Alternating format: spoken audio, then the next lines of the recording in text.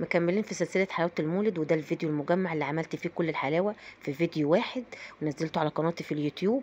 وامبارح نزلت معاكم السمسمية، والنهاردة هنزل الفولية، وكل يوم هنزل لكم حاجة من اللي انا عملتهم. والاسعار بقت نار، ويمكن شفتوا الكمية اللي انا منزلاها في اول الفيديو. عملت اكتر من 3 علب بتكلفة اقل من علبة واحدة. تعالوا نشوف هنعمل الفولية ازاي. بجيب الصاج دهنته زيت كويس، وبعدين بفرد فيه كيس مطبخ وبدهنه برده كويس. وده نص كيلو سوداني حطيته في طاسه بخرج منه الرطوبه بس اهو. شايفين ان انا بمسكه بايدي، يعني دافي دفيان بس، ونزلته.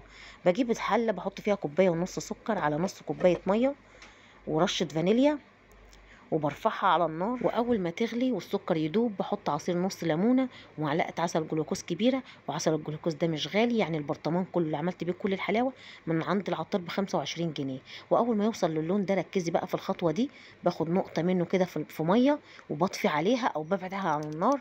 واول ما تنشف معايا كده وتتكسر زي ما انتم شايفين كده يبقى العسل جاهز. ما تزوديش عليه النار عشان ما يمررش معاكي ويبوظ معاكي الحلاوه. بضيف السوداني في طبق لازم يكون مدهون زيت.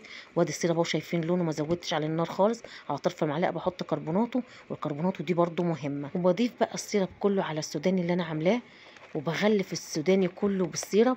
والخطوه دي طبعا عايزه سرعه، وبكون مجهزه كل حاجه عشان كده. حتى الحاجات اللي بستخدمها كلها مدهونه زيت، وركناها جنبي، حطاها في صينيه جنبي مدهونه زيت. بضغط عليه وبسويه وبفرده كده بهراسه البطاطس او اي حاجه عندك. وبعدين القطاعه دي اهو، او سكينه تقطعي بيها زي ما انت عايزه. وهو سخن ما ينفعش تستنيه ينشف، لانك لو استنيتي ينشف هيتكسر وهيبوظ معاكي.